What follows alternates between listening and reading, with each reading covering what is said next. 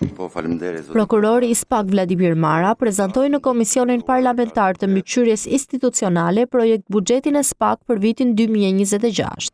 Ky projekt buxhet reflekton angazhimin për garantimin e pavarësisë funksionale dhe institucionale të strukturës, forcimin e kapaciteteve hetimore, rritjen e efikasitetit të ndjekjes penale të korrupsionit dhe krimit të organizuar.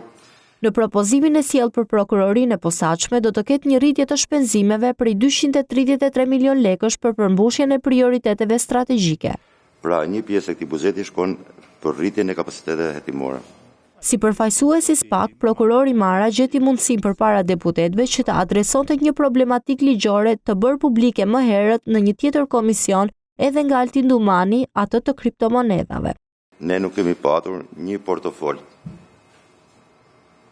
pikërisht për të administruar, për të ruajtur këto kriptovaluta.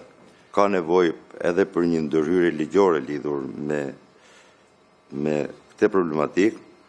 Diskutime pati nga deputetët e opozitës që e vënë theksin te siguria kibernetike brenda SPAK, por përgjigjja ishte e menjëhershme nga prokurori Mara, i cili theksoi se prokuroria e posaçme nuk është hakeruar asnjëherë.